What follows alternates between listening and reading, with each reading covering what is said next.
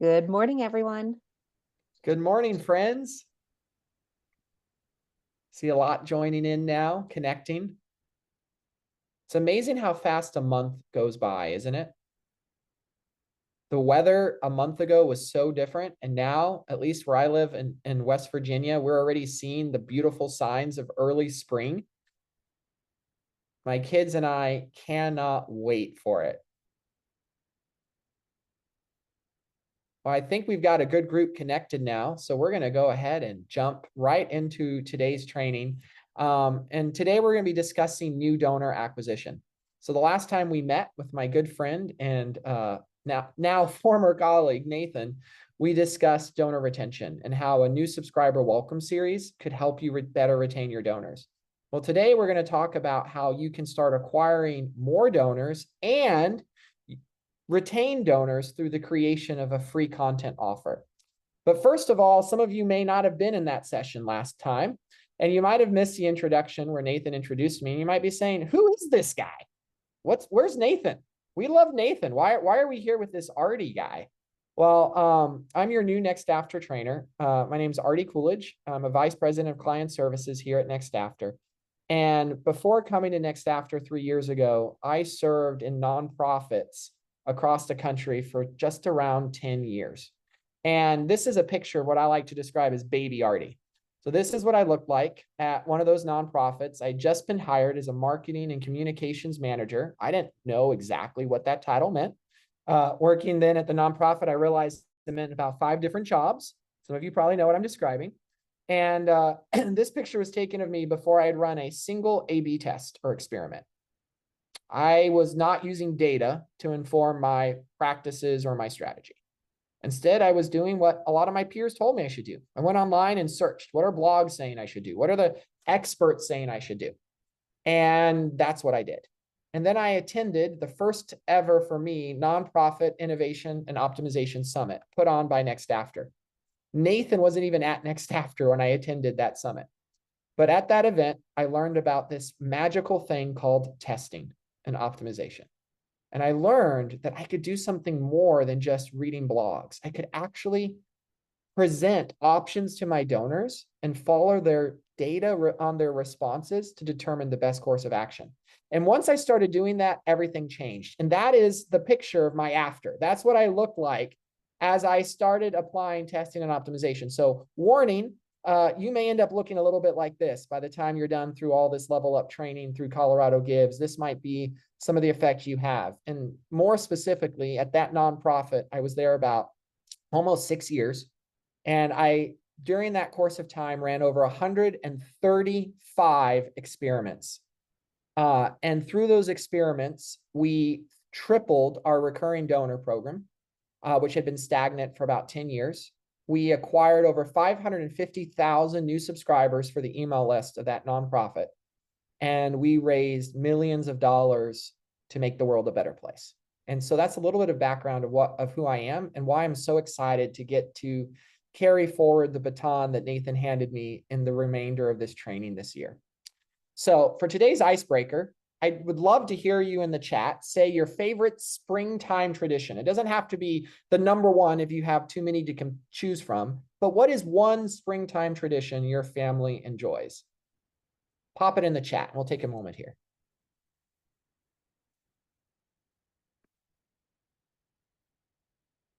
Golf. Love that. Planting peas. Oh, my wife loves gardening. She would be totally in on that one. Planning out the garden. Love it. Hiking. Drinking on outdoor patios. Who does not enjoy a good drink on an outdoor patio? I love that. Yes, Heather. Sarah says, opening the windows. Yes, Sarah, I opened our screen door today, this last week on our deck, and I realized it's been 4 months since I've gotten to do that. And it just felt so refreshing to bring in that outdoor air. Home opening game for Brianna of baseball. Sarah says, evening walks, daylight past 5. My wife and I try to take a morning and evening walk. And Sarah, it's so nice to be able to do that without a flashlight. So absolutely. Anything outdoor. Susan says gardening. Becca, spring skiing before the mountains close. Wonderful, wonderful. Lots of people saying hiking in here. Can't agree more. Sitting on the front porch in the evenings. Allison, a good front porch is something I think every house should be required to have. I think it'd just be better for mental health if every house was like mandated to have a front porch. Joel is also all about that front porch sitting. Wonderful. Thank you, friends, for sharing. I love watching the seasons change, and there's few seasons that get me as excited. Truly, no season gets me as excited as spring. All right. So a few housekeeping things for us to cover before we go and dive deep into today's training. Here's what I want you to expect from today's session. First, you're going to learn how to write the outline of your first content offer for new donor acquisition. And already I know someone's saying, what the heck is a content offer? Don't worry, we're going to walk through what it is and it isn't in this session. And we're going to give you an outline so you can be prepared to create your first one. And then secondly, you're going to be creating your first content offer. Now, if you were like that before picture I showed you, like me in that picture, you're probably thinking, wow, that sounds like a lot. But I promise you, at the end of today's training, you're going to see it's not as much as it sounds like it would take to be able to complete these 2 tasks for this month's training. All right. And that's all going to lead to you completing that first content offer for new donor acquisition and existing donor retention and uploading it to the Google Drive as your homework submission. All right. If you were here last month, I should say, you'll remember Nathan gave us a lot of sobering statistics on donor retention. And this is the reason why we need more acquisition of donors. As Nathan pointed out in our last session, nonprofits will lose at least 46% of their donors every year. If there is a statistic that keeps me up at night, it's that one. 46% of donors, because I know how much work it takes to get a donor to open their wallet and give you their money, to invest in making the world a better place. But right now in the nonprofit landscape, almost half of those that do it leave every single year. So let's take a look at what this means in practicality. Let's pretend your organization has 10,000 multi-year donors. Someone goes, oh, may that happen, and I'm with you, right? That's a big number. But let's just say, for sake of argument, you have it, 10,000 multi-year donors. In year 1, if you're doing no acquisition, that's how many you have. By the next year, you'll only have 5,400. In 5 years, you'll have 1,296 donors left. And in year 10, you'll have virtually no donors left. So this is why, as a nonprofit, we have to be thinking about how we're acquiring new donors, because we need to ensure that donors are entering the file so we can retain them and we can continue to grow year over year. And in order to do that, we need a proven strategy for acquiring donors. I don't want you to have to do what I did in that picture of baby Artie and just try to guess, what do I do based on blog posts? I want you to have something that's backed by data and research across verticals as the easiest and most successful way to drive donor acquisition and subscriber acquisition and retention for your program. And that is what we're going to be walking through today. And it all begins with a really powerful word. Indeed, I think it's one of the most powerful words in all of fundraising and marketing, and it's the word free. And the power of free has been measured in literally hundreds of thousands of experiments, but I'm just going to show you a few of my favorites. And it's the Hershey Kisses versus Lindt chocolate experiment. All right. Our Hershey's Kiss here was valued in this experiment at 1 cent. Whereas a Lindt chocolate was valued at 26%. I'm a bit of a foodie, so I confess I know just by memory the taste, and I can almost taste the difference between these 2 desserts. Feel free to throw up an emoji if you want, if you are like me and you can taste that right now. I grew up by Hershey, Pennsylvania, so this is controversial for me because Lindors are pretty darn good. They are, and this is a little bit of a controversy, right? And I'm not saying that because Kisses cost less than Lindt means that they're inferior. Many of us actually prefer the Hershey's Kiss flavor to the Lindt, but these are their costs associated in this experiment. Well, what researchers wanted to do is see what would happen when presenting the choice between a Hershey's Kiss and a Lindt chocolate to passerbys. And so what they found was there was no difference in consumption between kisses and Lindts. If you paid a penny for a kiss or 26 cents for a Lindt, there was no difference in consumption. Isn't that interesting? You would think everyone would have bought the penny for the kiss. No, people were more than happy to pay 26 cents for the lender. And so there was no difference statistically between the two. So then the researchers said, why don't we do this? What if we made the Hershey Kiss free and we made the Lindt chocolate 25 cents? What would happen? So they ran the experiment. And what they found is 90% took the kiss. Think about that. When it was 1 cent for the kiss versus 26 cents, there was no difference. But when we made it free, 90% picked the kiss. Was that because suddenly people's tastes changed and they went from not really caring the difference between a Hershey's Kiss and a Lindt or a Lindt chocolate? No, taste hadn't changed. Marketing had. And the power of the word free made all the difference. People want free stuff. Feel free to throw up an emoji hand if this is you, but I'm curious, who woke up this morning and said, God, please send me an email asking me to do something for someone else? Just curious. Anyone? I'm trying to watch the cameras. I don't see anyone's hands shooting Hard up. no. That's a hard no. Hard pass, I think, Jordan. I think that's a statistically valid result, right, in this sample size. All right. Throw up a virtual hand if you woke up this morning and part of you was like, man, I wish someone would do something for me today. Anyone? Right? We're all there. That's the power of free. People don't wake up saying, I want to give. People wake up saying, I want to get. And to get it, you're not paid for it, ideally. And that is the power of freedom. Okay, Artie, we get that. You don't need to convince us more. Free is the power. But how do we know that that's going to lead to donations? Because by definition, donations are not free. They cost money, right? Well, I'm going to show you this great example. It's one of my favorites. It's from the Texas State Historical Society. Any historians in the room, people who love a good history book? If so, these are your guys, all right? The Texas State Historical Society. And they had on their website the Texas Almanac. And this was their #1 paid resource on their store because they were the experts on Texas State historical information. And they said on their website, you can get the entire almanac on a CD.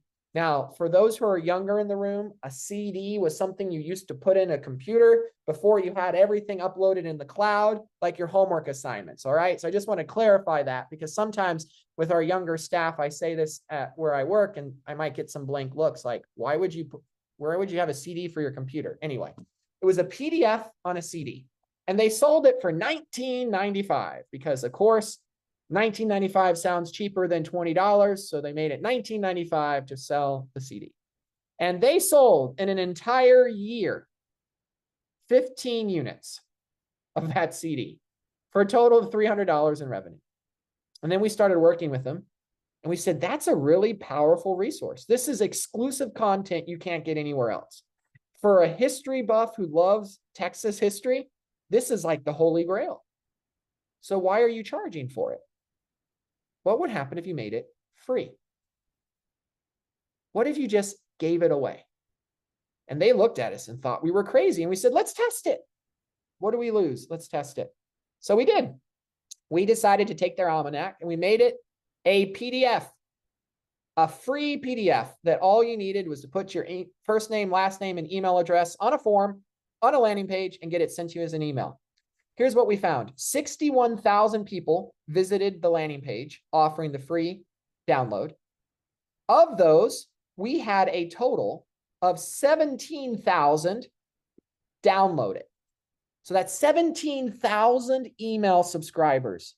Imagine if you could grow with one content offer your email subscription list by 17,000 subscribers. Wouldn't that be an amazing day? That's what they did at Texas State. They had 258 new members, which are their words for recurring ongoing donors, come through on this offer. Now someone says, but wait, Artie, you said it was free. How are they getting donors through it? Ah, you're paying attention. They gave this away on the landing page for free. And we're going to show you this framework in a few slides here. But once you downloaded it, it would immediately load a donation page inviting you to pay it forward. It would say, hey, you just received this great resource for free. But right now, there are hundreds of thousands of people in the great state of Texas who do not understand our amazing, proud history. Would you be willing to just chip in a few dollars right now so we can make sure more people can get this free resource and learn to appreciate the greatness of Texas history? It's amazing, right? And it works because look at the money. The average gift was $53. How much were they selling it for? $19.95. And no one cared for it when it was $19.95. No one was getting it. But once they made it free and offered a post sign up donation opportunity, their average gift was $53, which raised $13,000 in member revenue. Now, I've been on the road a lot. I'm a little tired, if I'm being perfectly honest. And so sometimes with math, this is how I look, but we're just going to run through the math really quickly here. Okay. So $13,000 is a big number and is a much bigger number than $299, which is what they raised before, which means free is more powerful than paid. And that is why we are convinced that the best model for finding how to get new donors to your organization is by giving stuff away. The free content creates valuable donors. And I'm going to walk you through now what that model looks like. And it looks a little bit like this. You have an email, because right now you already have emails of your donors. We talked about a welcome series last month. Nathan walked us through how to build that welcome series. You send an email promoting your content offer to your subscribers, your donors, your non-donors, your list gets that email.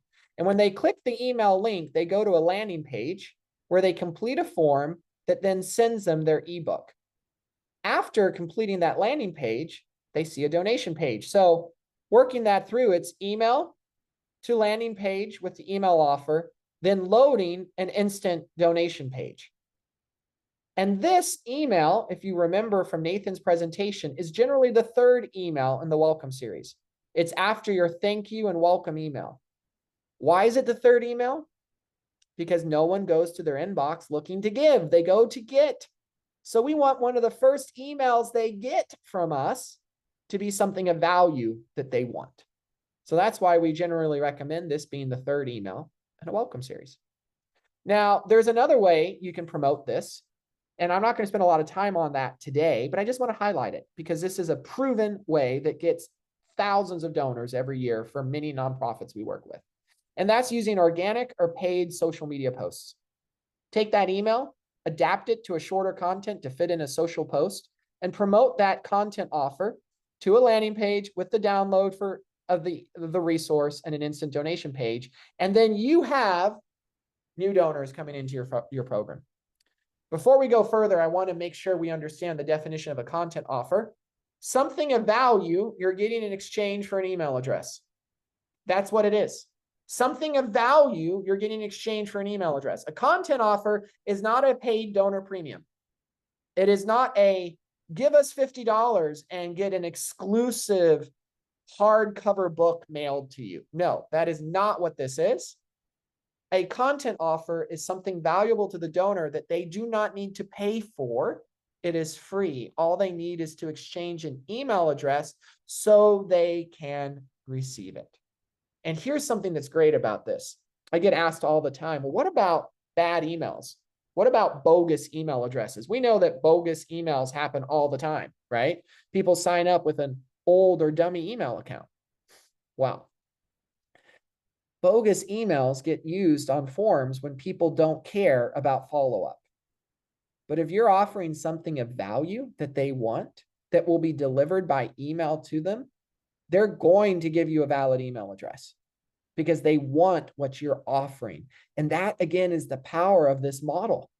You're not doing something that's based on a tactic that's trying to megaphone them and just obliterate them with messages until they submit and give a donation. This is permission-based marketing at the core.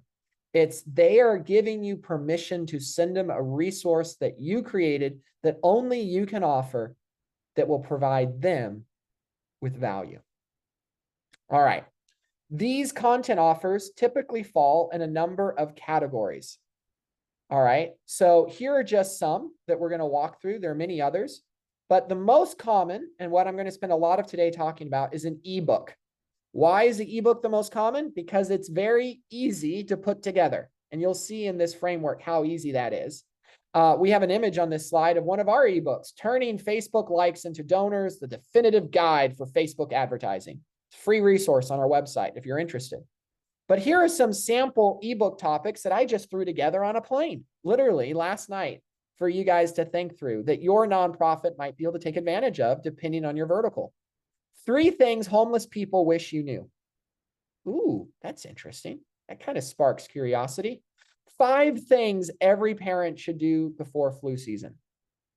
Fun fact, this one hits close to home because right now I have 4 kids, 3 of which have the flu, which is why I'm joining this webinar from a hotel rather than from my house because I can't afford to get sick right now. So I would download this ebook. What about this bottom one? 40 parish-approved recipes for Lent. Now, someone's probably going, really, Artie? Our Lenten recipe book? Before you knock it, I'll just tell you, I have a Catholic organization that I'm working with right now that they just launched this free content offer, and it's the #1 source of donors for them so far this fiscal year. People are eating it up, pun intended. So here are just some ideas for ebook titles. What about a quiz? Anyone here like those surveys and quizzes on Facebook? Which house of Harry Potter are you? I always get put in Hufflepuff. I like to think of myself as Gryffindor, but everyone who knows me apparently says I'm Hufflepuff, so I got to take it. All right. You can do a quiz. People love doing quizzes. A couple ideas I had is it a cold or the flu? What if that was your quiz, if you're a healthcare nonprofit? That could be really fun. How well do you know your symptoms? Is it the cold or is it the flu? And go through and give a person a score. That's information that you have as a healthcare nonprofit. Maybe you're more in environmental protection. Is it recyclable? That would be a fun quiz, right? Take items people don't realize they can recycle and aren't, and show them that they're all recyclable. These are easy quizzes you can throw together. What about a petition? Petitions are something that I've seen a lot of nonprofits, particularly in social services, environmental protection, work like that do. Give a voice to your subscriber for a cause that they're interested in. So if there are wildfires that are burning through in your environmental agency, have a petition. Ask your local leaders to do more to prevent those fires. Now, something always comes up when I talk about petitions, and it's a very important question. What do you do with those who sign it? And the answer is, it depends. Depends on who you are as a nonprofit and what you're committing to do with the petition. I have run petitions with clients where they say on the page, your signature will be delivered to this congressman so that they sign this bill protecting the forests of our great state from forest fires. All right. That's a very specific legislative goal from the petition. I have other organizations that run successful petitions where they don't commit to sending the signature anywhere. They're just using it as an opportunity for people to say they care about something. And there's no promise made on the page that the petition will go anywhere. There's also no legislative action connected with it. And believe it or not, that is successful for those organizations too. And here's the reason why. People don't wake up in the morning saying, gee, I hope Artie asks me to do something. But they do wake up in the morning saying, I want someone to hear my opinion. I want someone to know what I think. And if you are giving them an opportunity to do that, they will take it. Jordan, I see you unmuted. Yeah, I hadn't heard of petitions explained that way either, because I have, just kind of natural bias towards that, but I understand it better now. And I'm thinking for people who are non-specific, so not taking those signatures to Congress, it's both content. We did a Yes. petition last spring and heard from our supporters, yada, yada, yada. And it's Exactly. also new donors in the door. So it's kind of a double whammy. So that was just, that occurred to me as you were explaining that. Well, and your point on content. Thank you for bringing that up, Jordan. I've seen it time and time again. This begets new content.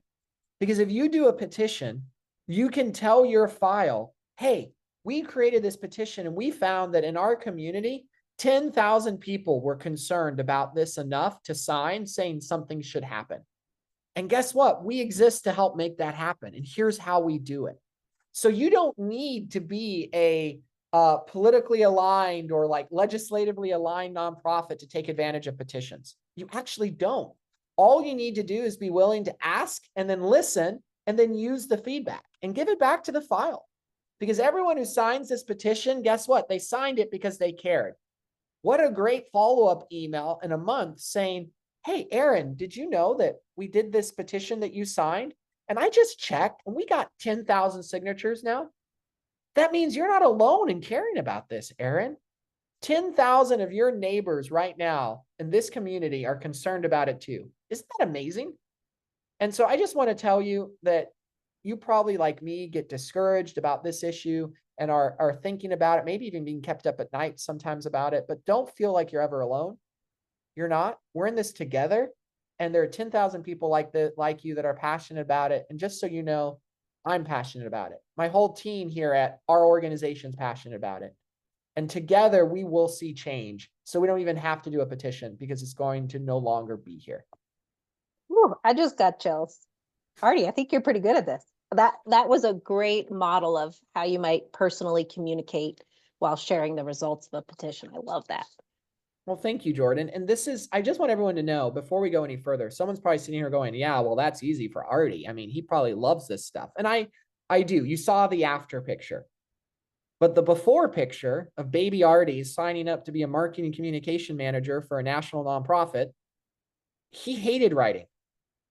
When I signed up for that job and I applied, I was terrified because in the application, I had to write a blog post from scratch with no time to prepare. It was, here's the prompt, come back tomorrow with your blog post written. And I didn't have ChatGPT to rely on because this was pre-ChatGPT. Because if you can't tell by looking at me, I'm already getting older than I like to admit. So I had to do it the old fashioned way. But then I started to do it and I discovered that the best marketing, the best emails, the best fundraising don't sound like marketing, emails, and fundraising. They sound like you writing to a friend and giving them an update about something that they're passionate about. They sound like content that's there to encourage and equip and motivate, not sell. And I realized that was my roadblock in my mind. The roadblock was I thought I didn't like writing because I had to do this thing that fit into some kind of paradigm and diagram when I didn't. I just needed to be me. Just needed to be authentic. And so I want you to think that way as you're tackling this month's homework. I don't want you to think, how do we sound like Next After or Artie or Nathan? How do you sound like Kate or Heather or Becca? How do you embody that value? Because that is what will set you apart in the inbox. All right, I'll get off my soapbox. I'll show you some other examples here. Surveys. This is one we have. This is Friends of Belmont Abbey College. It's a Catholic college here in the US, and they did this survey. People always ask, what do we do with the survey data? How should we write it? It really, again, depends on your organization and what you're looking for. If you're wanting to create a survey that is going to be up to the rigorous standards of a college level research project, it's a little bit more challenging because you need to write the questions and there's great guidelines online for that. Generally, that's not what we do or recommend doing with surveys. We use them as a tool to give a megaphone to our subscribers and get information from them about what they're passionate about. And if you approach it with that mindset, you don't need to have your survey questions formulated absolutely perfectly so they don't color a response. It doesn't need to be that at all. So you can say things like, hey, how did you first learn about our organization? Our organization is excited to combat homelessness, and we do so through the following 3 ways. Which of those ways is closest to your heart and passion? These are the kind of questions you can ask in these surveys to give them a megaphone, align them with your work, and also give you content for future work. One of my favorite surveys, and we do this with a number of orgs that we work with at the beginning of the year, is we say, hey, I'm just going to use an example of a faith-based nonprofit. Hey, our organization here, we've been thinking and praying about the year ahead. And as we talk to our donors, we hear that there's a lot of concerns on their minds. And people are talking about finances, people are talking about education, people are talking about illness, and all these areas, people want to know what God's word has to say about it. I'm just curious, what are you most interested in learning about this year and how God's word aligns with it? Check all that apply. And we list all the possible content offer ideas. And we just send that survey out. And the beauty of this is you get a ranked order list of what your subscribers are most interested in getting for content.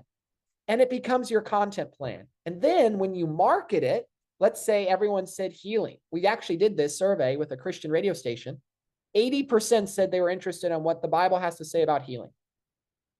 So we went back to the file with a devotional ebook about what Bible says has to say about healing. That was basically the title. And we said, hey, we surveyed our listeners and 80% said they were concerned about healing and illness. So this is a pressing need. And so Joel, I don't know if this is a pressing need for you, but I wouldn't be surprised if it is. And so I wanted you to be one of the first to get this exclusive ebook we just created so that you can benefit from it. So that's an example for a religious nonprofit, but it doesn't just work for religious organizations. This works for secular organizations.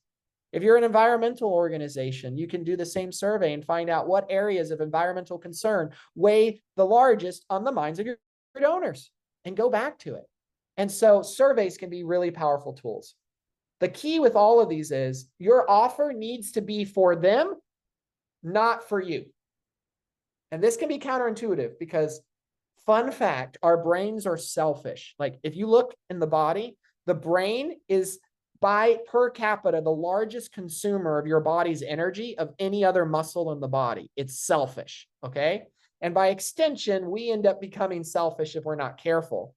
And we insert ourselves when we're making these content offers into what we are most excited about when it shouldn't be. It needs to be what they're most interested in, all right? And that's a flip that we need to have take place in our mind. So I'll give you an example. Here's a control ebook, newsletter sign up.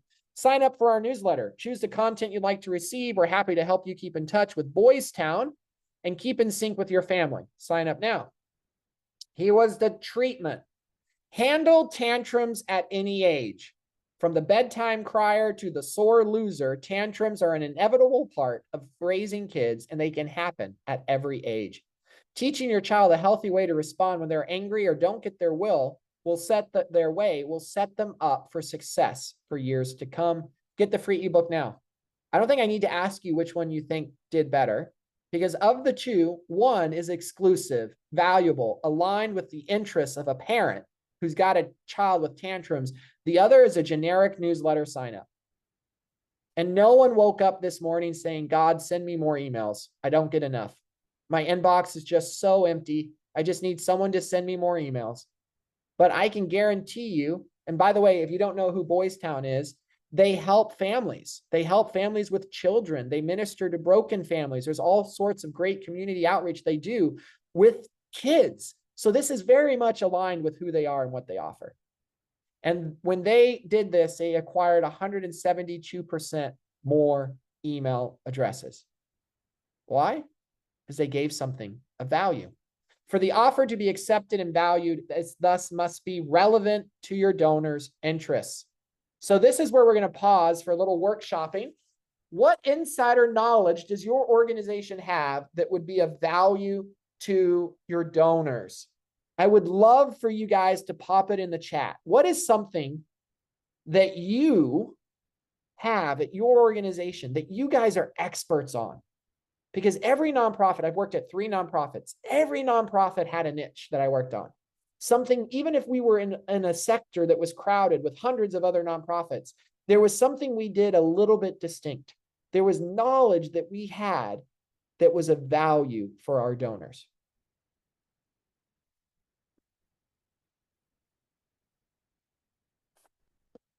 So I'm going to give a moment here for you all to think about your answer.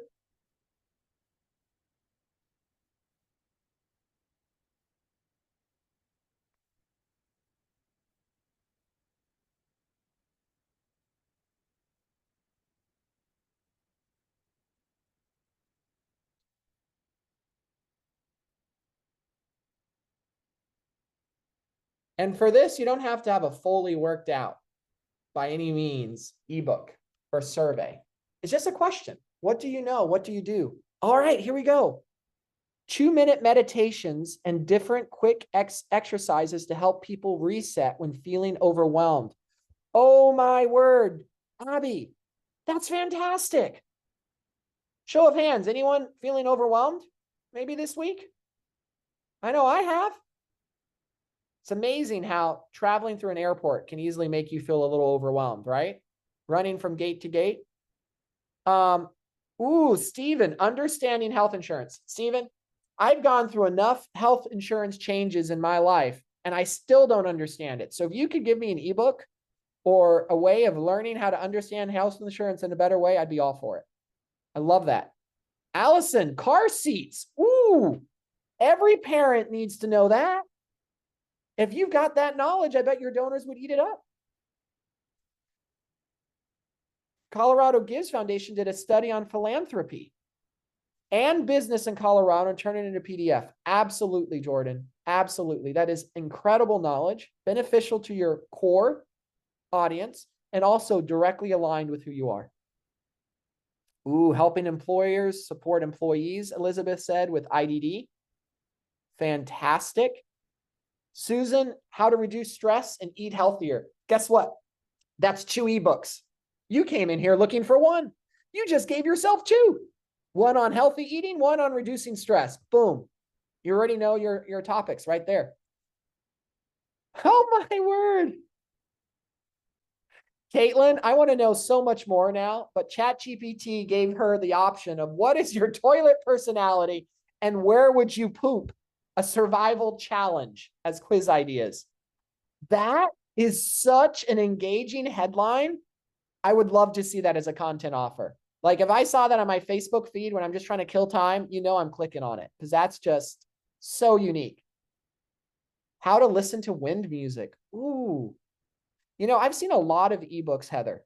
I mean, hundreds by this point. I've never seen how to listen to wind music. That's unique. That's special.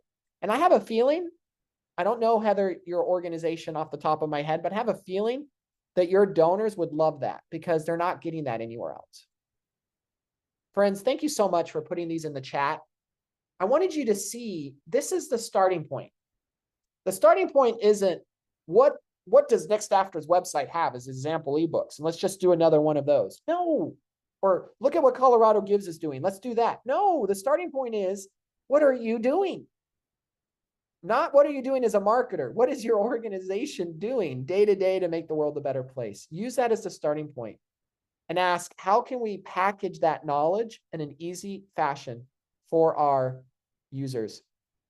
How do you feel about discount codes to a merch store as content offers? This is from Caitlin. It goes back to free. It goes right back to free. And it also goes to something called friction, right? And we talk a lot. I know Nathan's talked about user friction. If I have to add a discount code or things like that, it introduces friction. I have seen discount codes work to make something free that would normally have a price with some audiences as testing because it adds a layer of exclusivity. But I haven't seen enough data to make that my starting point. I prefer just making it free. Because here's what's beautiful. Most of the content offers that I run with the clients I work with, they don't have a suggested retail price on it, an MSRP. They don't say it was $19.95, but now it's free. No, they just say, here's your free offer. And one of the benefits to doing that, and this is now my hypothesis, I can't tell you this is validated yet in data, but my hypothesis is, I think there's a psychological thing that happens when we see an MSRP and then we slash it to free, which makes us think we're in a transactional model rather than an impact model. And donors and purchasers are similar. They're both spending money, but the motivations are completely different. And that's one of the reasons why no one cared to buy the Texas State Historical Society CD for $19.95, but they were happy to give an average of $53 when it was free. And they were invited to chip in because impact is more motivational than transaction. And something funny happens. I grew up, I'm a child of a pastor. So I grew up in the church, and I've been to churches that were large and small, and I've seen a lot of people who don't have a lot of money. But when they're presented with an opportunity to make a difference in someone's life who's going through a difficulty, they find the money and they do it. Why? Because impact always trumps transaction. So for those reasons, again, I can't prove this. This is psychological hypothesis on my part. I think that it's better to not get into a transactional mindset at all with the donor in this journey and keep them an impact. And so I just leave the MSRP off. I leave all of that off, and I just go straight to the impact they're making. All right. For the offer to be accepted, we need it to be relevant to your donor's interests. And we also need to ensure it's relevant to your cause. This is big. Just because ChatGPT gives you a list of content offers that people might be interested in does not mean they're all created equal and how effective they would be, because a lot of them probably would not be aligned with who you are. If your nonprofit has nothing to do with helping families facing the flu, don't use the example of 5 things parents should do before flu season. It doesn't matter if you get a lot of subscribers. We're not wanting to get subscribers who aren't interested in us. We're wanting to get subscribers who are. So that's why we always start with the question of what is unique and relevant to us as our work that would be of interest and relevant to our donors. Do you see that? Both of these have to come together. You need to bridge both of those to be effective. So what you put into an offer has an effect on what you will get back. And we've seen this in our research. So here's the time investment versus conversion rate and cost per email and this data was pulled in 2021. I wanted an updated analysis from this, but our research team has not been able to complete that yet. So I apologize, it's a little bit of older data, but the trends still hold true even if these costs aren't the same. A petition only takes about 10 to 60 seconds for a person to sign. All right, there's not a lot of investment. As a result, it has a really low cost per email, but it also has a really low instant conversion rate. That conversion rate is how many people on the donation page chip in to donate. If all you did was invest 60 seconds to sign a petition saying you're upset about something, chances are you're not ready to give. So very few do. All right. A survey takes more time. You're investing your time and giving more detailed feedback than just adding your name to a petition. All right. As a result, you typically pay more if you're paying for ads. So if you're watching this and you're like, we don't even have an advertising budget, we're not going to pay for any boosted posts, then that's fine. You're not paying anything, right? Your cost is zero because you're just organically promoting it or using an email. But know that your donation page conversion rate will probably be higher because of the time investment the donor is making. We see an average of 2.5%. An ebook is even more time commitment to read the ebook. People always ask me, Artie, how many pages does it need to be? It's up to you. How big of a topic did you pick? How much content do you already have that you can adapt? I have seen extremely successful ebooks that are 7 pages long, 5 pages long. Literally, it was an article turned into a PDF, and it's going great. I've seen successful ebooks that are 80 pages long. That Texas State Historical Society was over 2,500 pages. Why? Because they're historians. They loved to read.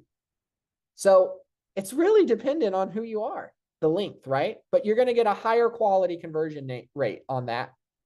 We have an online course here. I just included this on the list for those who want to go extra credit. Online course sounds really intense. It can be as simple as an email journey of automated emails that take place for a number of weeks, each one linking to a different blog article, all training you on content. So that's what I've seen people do. I've seen religious ministries, and if they have a whole blog series on Lindt, for example, they have an online Lindt course where they don't call it a course, they call it a devotional series. And every day you get a different reading for Lindt for 7 days or 15 days or 5 days. And that is their series. Those typically have an even higher instant donor conversion rate. And I could see that again, using environmental as a default example for Earth Day, leading up to Yes. Earth Day or what was learned from that. Yeah, that's a really good example. Because Or, and yeah, not, when I see online course, I'm like, oh my gosh, like what do I have yeah. to do to create that? But that's And it. it doesn't need to be intense. That environmental Earth Day example. Another one is if you're doing healthcare, there's always I can't remember the month, but there's Doctors and Nurses Appreciation Month. What if you had an e-series? Sign up to get ideas for the next 5 days of ways you can support your family's doctors and nurses and make their life a little bit better this month, right? We're in World Malaria Day is coming up. If you're in healthcare, you can have an e-series. 10 things to do leading up to World Malaria Day to make the world safer for children and families who don't have access to healthcare. Like, these are all things you can turn into a drip series, and it works across verticals. All right. So what you put into the content offer will determine what you get out of it. Obviously, petitions have the lowest conversion rate there because they have the lowest time to put in. And I just realized, so you'll have to forgive me as I go through these animations, that I had animations on all this. So now it's going to catch up. The slide's going to catch up to where I was speaking. All right. So the sweet spot is surveys and ebooks. It really is. And they're easier to put together than an e-course, which is why the rest of this slide is really going to be focusing on those. You probably already have the content you need. This is something I want to emphasize because going back to baby Artie, I signed up for a job. I didn't quite know what it meant.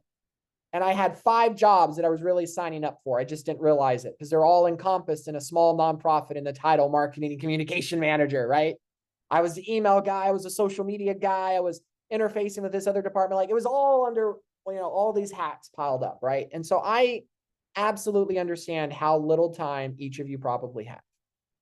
But the good news is you probably already have the content you need to build out your first content offer. And I'll show you what I mean. Do you have a blog? A lot of nonprofits have some sort of blog. If you do, you can turn those blog articles into content offers. Something that I've seen work very successfully is a yearly release content offer. Our top 5 blog posts from 2024. Get exclusive access to the most read and shared articles on this topic. It's unique.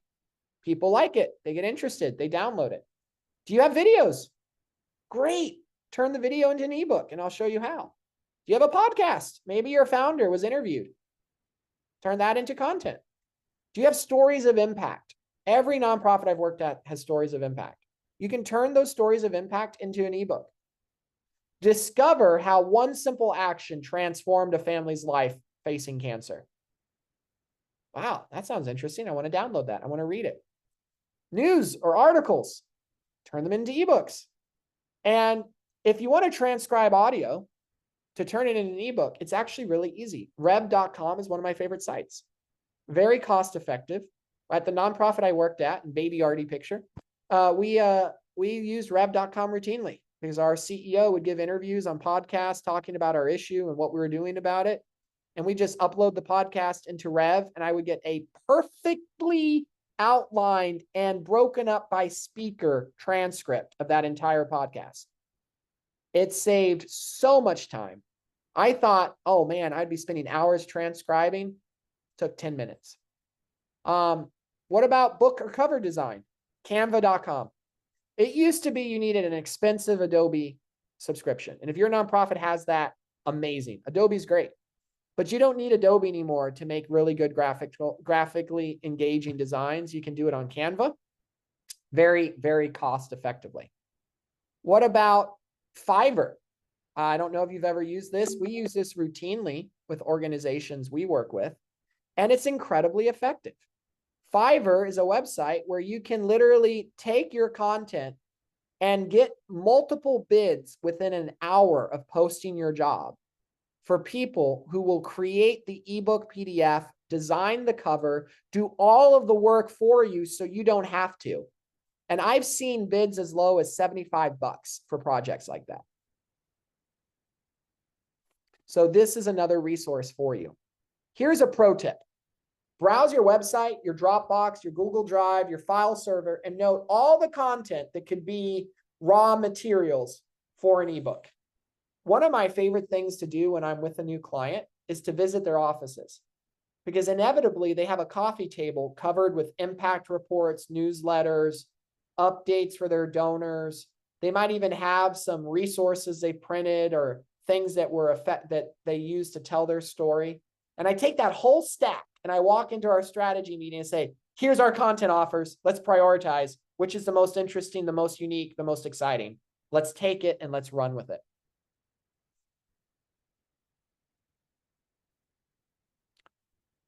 Awesome. I'm just checking the chat. Caitlin said that she's using ChatGPT. That's a fantastic place.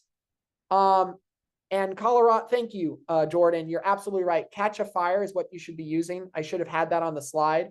You guys have an incredible free resource right now available to you. Most of the organizations I meet with, candidly, don't have Catchafire as a resource.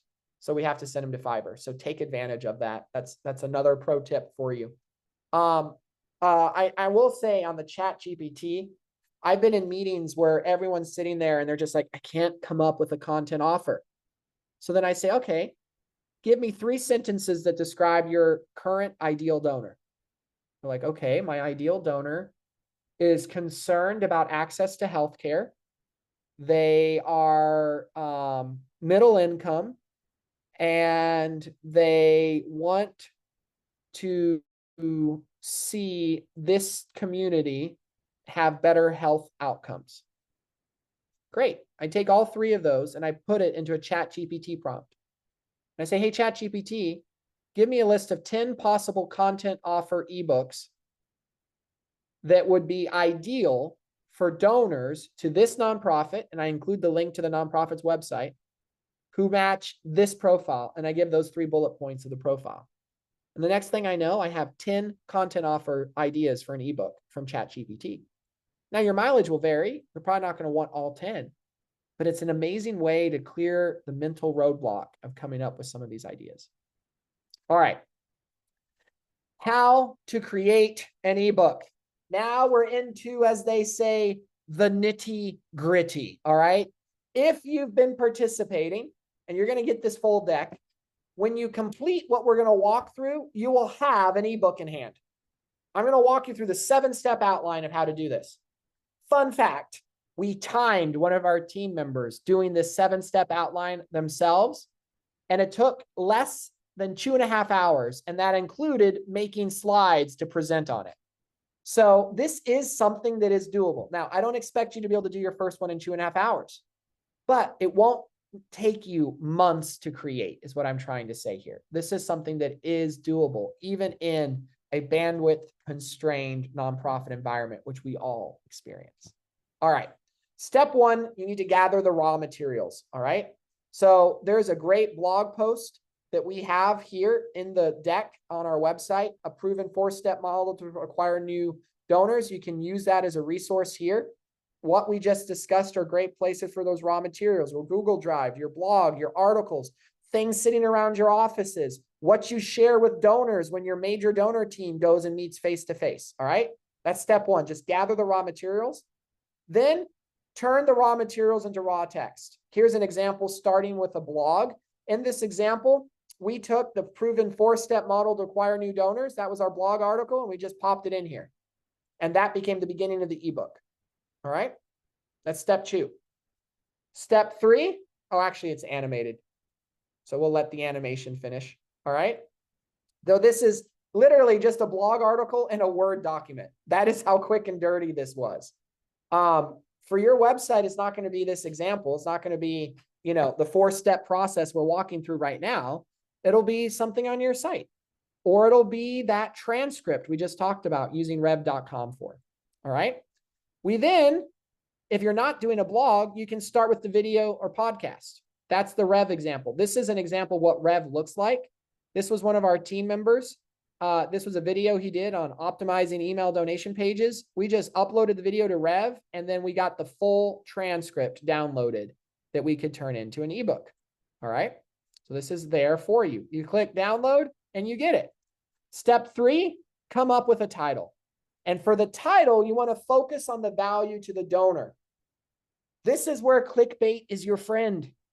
And this is the question. If you want a simple framework for coming up with a title, ask yourself, it's 7:30 p.m. My brain is fried. I am doom scrolling Facebook. Is this a title I would click on if I were my ideal donor? If the answer is no, keep workshopping. All right. Look at that. Joel just got 4 great ideas for a content offer. Joel, feel free to put all 4 in here. We'll come back to it in the chat in a few moments. That's great. All right. Come up with a title. Here are some title examples. WUNC is a NPR affiliate in North Carolina. And here is the headline title on their landing page for their ebook offer. Things to do. All right. Things to do in North Carolina. The great outdoors. Yeah, that sounds like, you know, a journalist headline, doesn't it? So let's make it a little bit better.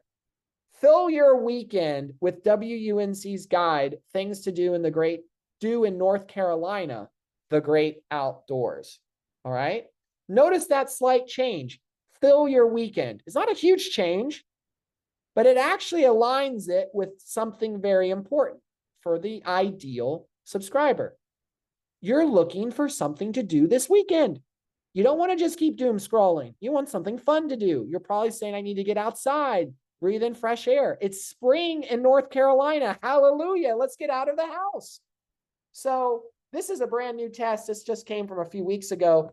They increased email acquisition 20% just by saying, fill your weekend instead of the guide. So use this as inspiration. Make it engaging. Make it relevant, and you will get that. So here are some examples. Environment and wildlife, 10 daily habits to help reduce your carbon footprint. Ooh, that's interesting. Faith-based 40-day devotional to prepare your heart for Easter. Public policy, 6 proven ways to reduce police violence. Social services, 5 practical ways you can help serve the homeless in your community. You see that? Ask yourself, will my ideal donor interrupt a doom scroll for this content? If the answer is yes, that's your title. ChatGPT can help. Here's one I created because all 4 of my kids are sick. So this is what I came up with on my flight yesterday. 5 things every parent should do before flu season. Obviously, I didn't do them because my kids are all sick with the flu. So I needed this ebook, right? So there's my doom scroll beating headline. Step 4, edit your copy document. Think about an extra long blog post. Again, these do not need to be long. Plus or minus 10 pages is a perfectly acceptable length. I've seen them as short as 5 and they're successful. All right. So this doesn't need to be a book. It doesn't need to be anything as large as the Texas State Historical Society example. But they were able to do that because they already had it. You see? So again, if what you're starting with is longer than 10 pages, you don't need to edit it down to fit 10 pages. Just take it. But if you're starting with something shorter, don't feel like you got to fluff it up to get to 10 pages to be of value. When you're doing this, I love the advice from On Writing Well by William Zinsser. Clear thinking becomes clear writing. One can't exist without the other. Great inspirational quote that I love in my copywriting. Is it clear? Is it valued? Is it relevant? Jordan. He looks like he knows what he's talking about. Doesn't he? He just has that look, right? You look at him and you're like, I'm smarter already. Like, I hope that I can look that smart one day. All right. Clearly define at least 5 key takeaways for this resource. This is what you want the reader to walk away with. Arrange the copy to support your main points. So you're going to want to make sure it's clear. And then cut, and just get rid of anything that's not helping you tell that. And so maybe you have a long blog post on the 5 things parents should do, right, to avoid flu, but it wasn't organized in a really neat fashion. Add those subheads. Step 1, step 2, step 3, or just 1, 2, 3, 4, 5. Make it skimmable. Because the idea here is you want something that they will actually value. Because I have had people say, it sounds like this is a gimmick. You're asking them to donate before they've even read the ebook. What if the ebook is trash? And I look at it and go, well, I would hope you wouldn't give someone trash. because then you get back to the retention issue, right? So you want to make sure that when they've downloaded what you sent them in the email for completing the landing page, it's something they will actually meet the value you promised. Because if it doesn't actually give you 5 things to do before flu season, then you're not going to retain that donor. You're probably going to get an angry email. Hey, this isn't what I signed up for. But if it is giving them exactly what you promised, you're actually going to increase their retention because they're seeing you deliver, you gave them value, they've learned, and now you're going to be the ones in their mind that they think of when they think of the 5 things they're doing for flu season. And when they're talking with their family, they're going to be like, hey, I just learned 5 great things to do from flu season from Artie's nonprofit. I didn't even know Artie's nonprofit existed, but they created this great guide. Maybe they're going to go to their next parents' day at school, and they're going to talk to a parent whose kids are all sick with flu, probably be talking to me because that's us. And they're going to say, hey, did you hear about this great 5 things to do? Let me send it to you. And suddenly you got some virality happening because you're creating something that's clearly defined, outlined, and easy to digest. Step 5, make your copy look pretty. Images, page numbers, page headers, text formatting, put a branding in the header and the footer. This is where you just get to make it look nice. Canva is your best friend for doing this. It does not take a lot to do that in Canva. They have templates for it. Here's an example of what we did in that ebook for Next After, but you can do this with any of your content as you're adapting it into an ebook. Step 6, create your cover. Now, I will tell you right now, this is not the most beautiful ebook cover, but this actually can work depending on your donors. I've seen ebooks that look just like this. They don't even have a background graphic, and people immediately download it. I did this in 4 minutes on Canva, 4 or 5 minutes. If you play around in there, you can make it look far prettier. All the graphic designers in the room are probably dying because they're like, that's the ugliest looking ebook offer ever, Artie. And I'll just tell you, hey, I'm not the artistic one in the room, and I'll own that. But you don't need to be super artistic to get really good designs out of Canva. This took just a couple minutes, and you can really make it however you want it to look. But there's my 5 things every parent should do before flu season ebook cover. And then you're going to want to stitch it all together. You want to save it as a PDF. Why a PDF? Because everyone can read it on any device, Kindle, your iPad, your laptop, or your smartphone. So you're going to want to use PDF as the final output product and stitch it all together. And then, oh, here it is. I'm sorry, Katie, I missed your question. That is a great question. And I did say both. So Katie asked, do you recommend a free content offer only as part of a campaign or welcome series, or should it live on the website? Both. Because 2 reasons. 1, I don't believe in minimizing the value of anything that takes me time to produce. I don't. You're going to put work into this. It should live anywhere people could engage. If it's something that could help you get more donors, you want it to be able to be easily found on your website. One of my favorite things to do is if I have a banner section on a homepage and I have a new ebook, like 5 things every parent should do before flu season, I make it the feature resource in my banner on the website so that people see it and immediately have something they can go and get. And people, when I say this, ask me, they say, well, doesn't that detract from donations? Actually, it doesn't. We've tested this. If you put an ebook offer in the main banner instead of a donate now in the main banner as the call to action, we tend to see more email signups and donors than the donate CTA. And the reason for that is, intuitively, most people go online not to give, they go online to get, even when they go to your website. So I would promote this on your website. I'd promote it in email. I definitely want it promoted in organic social. And if you got a few bucks to boost a post, it's worth testing it. Because again, you want people to be able to engage with this so you're growing your subscriber and your donor file. All right. Now we get to discuss homework. If you did all of that, you already had your outline, and now you have an ebook or survey.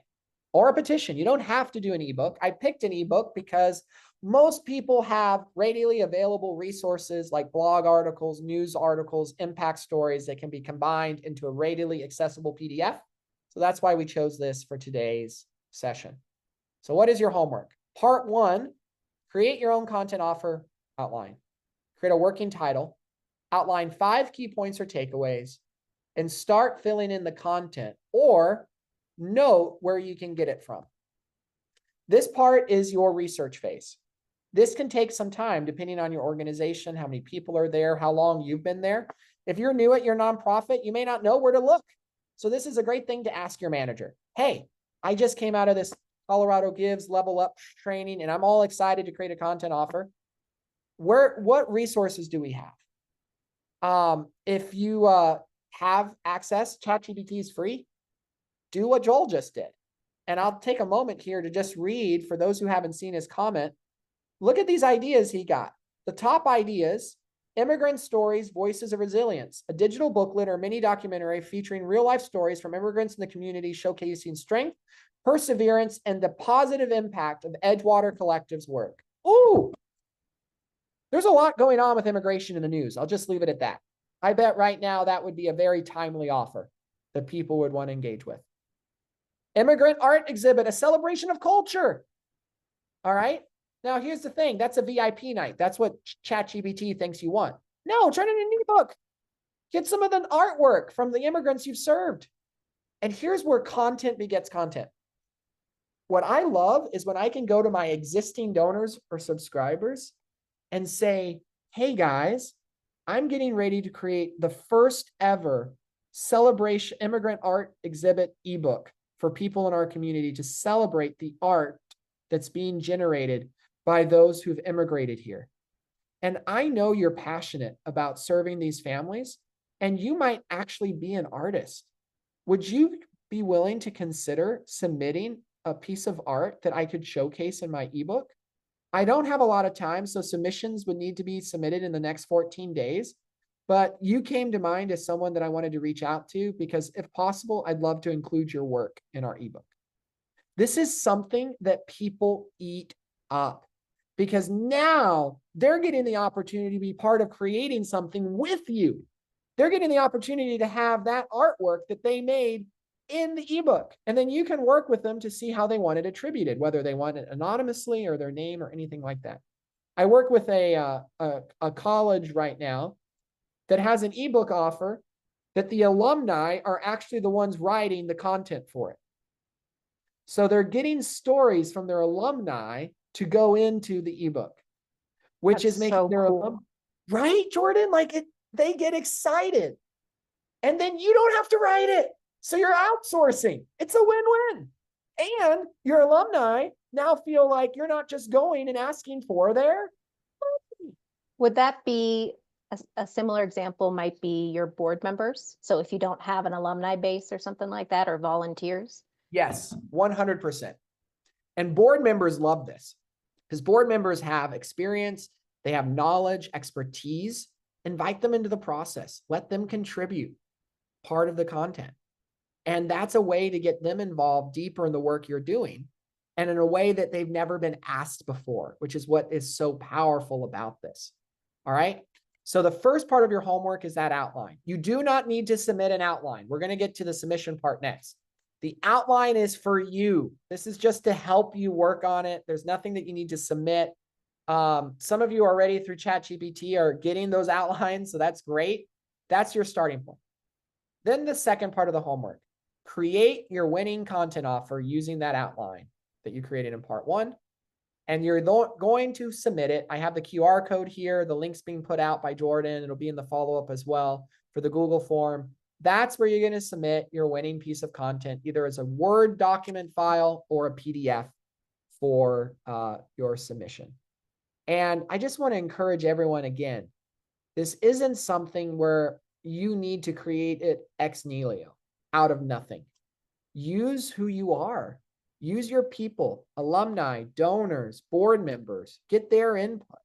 Use ChatGPT, use your blog, use your impact stories, put them together Use Catchafire that you have free access to help you generate that PDF. And then you will walk out of this month's training with the first ever content offer in the history of your organization that you can use to retain existing donors, because you're going to give it to them. And you're going to be giving them an opportunity because they sign up, right? And they download it. You're going to give them an opportunity to then get a donation experience. And so that will give you the chance not just to better retain them, but you're going to be getting second donations from these people. And remember from Nathan's presentation, if you get a second gift in the first year, it's an over 115% increase in donor retention. So this is a simple piece of content that will serve so many parts of your program and help optimize them. To dive deeper from this week's training, you get this course, Online Donor Acquisition, a test and proven methodology to acquire new donors. It is included in your Next After Institute membership. It is fantastic. You'll recognize some of the content that I walked through and a lot of content that we did not include because of time. I invite everyone who's here who wants to take advantage of that course. It is free. It's incredibly helpful. I benefited from it on the nonprofit side and the trainings that are included in there. If you don't have your Next After Institute membership, please make sure to sign up for that using this link or QR code. It's free to you. And don't forget your phenomenal level up resources. I can't emphasize enough. Many nonprofits do not have access to resources like this for free. I know I didn't in that baby Artie picture. So take advantage of each and every one for you and your team so you can truly level up your fundraising. Also want to make sure everyone remembers, do not forget to embed your donation form to streamline your campaign. So that post sign up donation page, make sure you have a form on it so they can give. We want to take advantage of that. And then I want to open it up for questions. And I realize there's probably a lot here. And I want this completely open to what's in your mind about. It can be something we talked about. It can be something we didn't that's now sparking in your mind. You're like, but wait, what about this? In our next training next month, we're going to continue this process. And I'm going to walk you through how to email this to your file. So you don't need to worry about that. We're going to talk about the ways to present it and market it to your email file. All of that will come in our next training. This has really just been focusing on the creation of the content, because until you create the thing, you can't market it. So next time we'll talk about the marketing of it. This time has really been focusing on the creation of it, but I just want to open the floor. We do have a few minutes here for us to handle any questions that come in. And then of course, via Slack, we're always available to answer questions as they come up.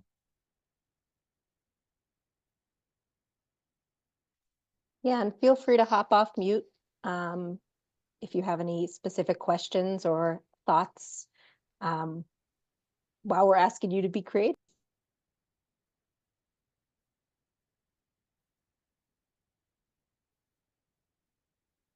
And it looks like I have a broken link. So I'm going to get with my web team. Something broke, so I'm going to have to ask them about it. My apologies. Yeah, sorry about that, guys. I should have checked the link again this morning. We've used it pretty frequently, so I'll find out why. And to Jordan's point, I just want everyone to know, it's probably obvious now, I'm an extrovert. I love seeing people's faces. I totally understand in the webinar, keeping the camera off. I normally do that too, but this is an opportunity if you want to turn your camera on and just ask the question outside of chat and have that conversation in a more face-to-face way, you're welcome to. It's an open invite.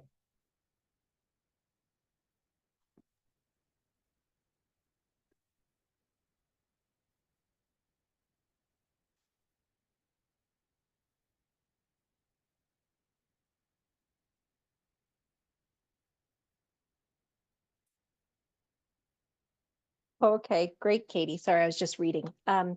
Katie was asking just about, when there's going to be upgrades to Mighty Cause, or actually specifically the CRM within Mighty Cause. So that's an advanced feature offering. It's $69 a month.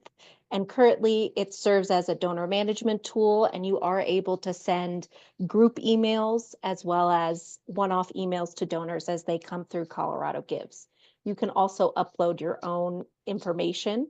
And if you wanted to, you could push that information to a marketing tool or to any external systems that you're using. There is some plans for Mighty Cause to enhance that this year. That's about all I know, but I know that it is really to provide even more fluidity in marketing and using the CRM, more analytics, so you can see what's happening with your different campaigns and how you might act for your donors within Colorado Gives. So pretty exciting stuff. Believe me, when I know, you guys are going to know the next time we're chatting, because I'm excited about it too. If you are using the CRM now, that probably, suffices for now. But there's going to be some exciting updates in the future. So Katie, I'll keep you posted, because I think that's going to help at least a good handful of folks that have gone through this program. Who may be in between CRMs or haven't committed to, a CRM that they're using all year round. Thank you for bringing that up. Great question, Katie. Anyone else? And I understand it can take time to process. We kind of went through a fire hose of data and ideas there. Some of you are probably still having so much fun in ChatGPT. You don't want to get out of that, which I understand.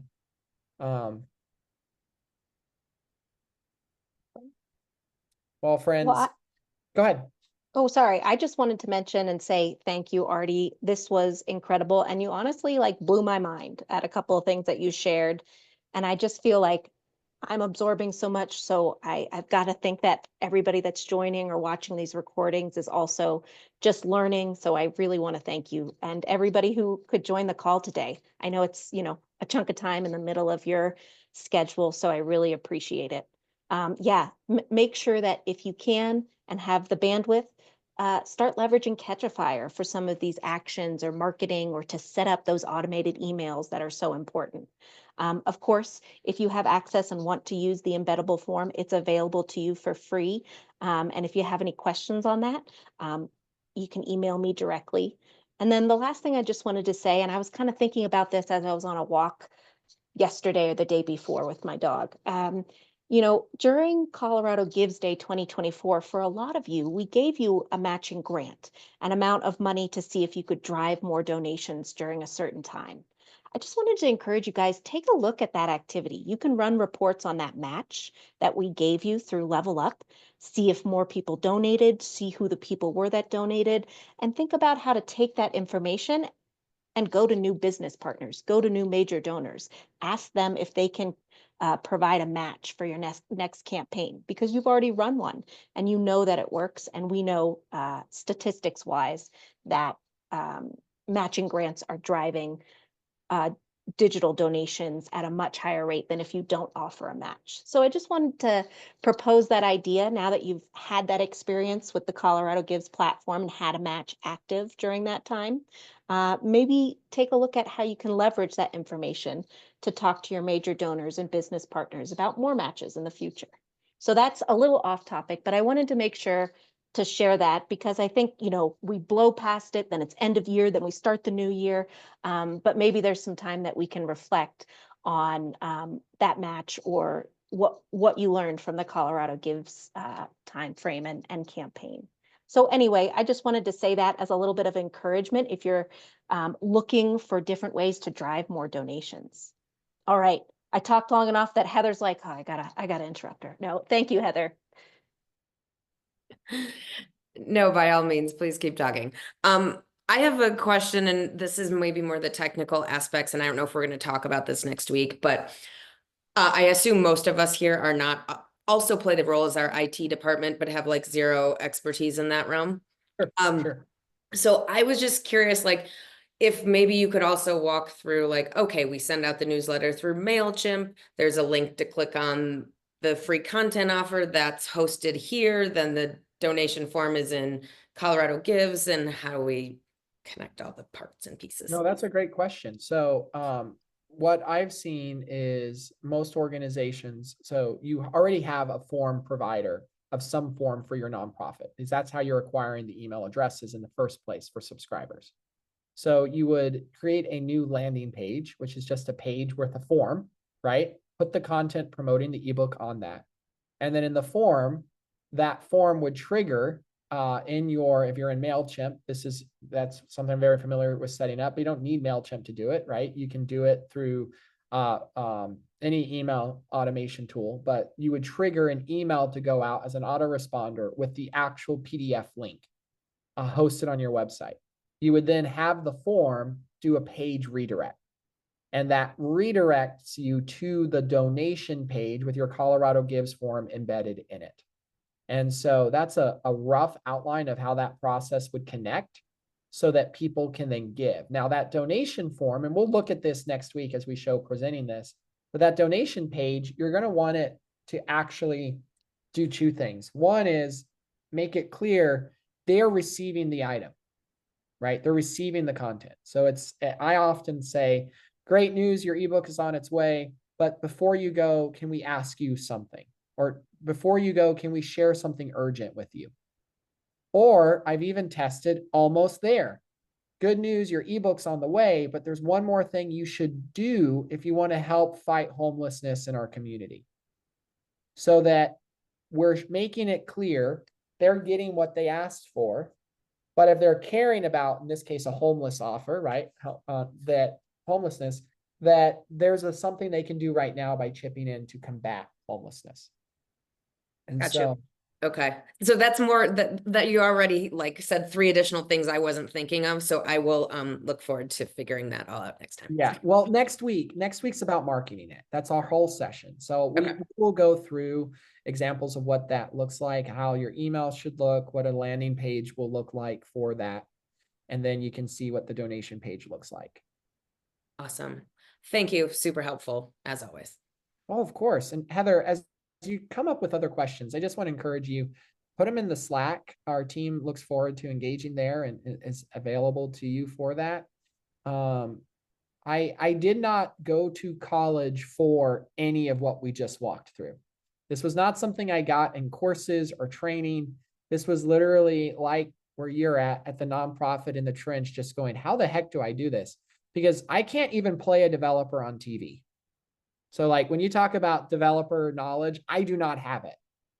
But even at that, our small nonprofit, without that, we're able to leverage our tools that we had built in from HubSpot. We had HubSpot, so we used HubSpot landing pages and forms. We played around at the time with a tool called Unbounce. We used some stuff with that. So like, there's so many different tools that will do this for you without needing a lot of developer experience, which was great because I didn't have any. So, and thank you for turning the camera on and asking a question. I love it. Oh, that's sorry. I ask a lot of questions. So, oh, this is good. Never apologize for asking questions. So I want to make sure anyone else with burning questions to ask. I know everyone's processing and that's perfectly acceptable. Well, Jordan and everyone, thank you for your time. Thank you for trusting me to carry on in Nathan's place as we do this training. I've been looking forward to this, our first session together. 1 month we'll be reconvening for the continuation of this discussion, because this is another 2-part. Part 1 was creating the content offer. Part 2 is going to be marketing it. Because the goal is, again, to give you everything you need so that you have the ability to continue acquiring new names and new subscribers. And I can tell you, we saw one test, but there's many that we've done. Nothing gets new subscribers to join like giving them something of value. Newsletters aren't very unique. I know they can be great value, but that's not the thing that does it. But a newsletter ebook does. And that's one of my favorite things. Take your newsletter, take the stories out of it, put them together, you got ebooks. So there's so many different ways to tackle that. As new questions arise, put them in the Slack channel. Jordan and I will be happy to respond. And we'll see you here in a month. Take care, everybody. Bye-bye.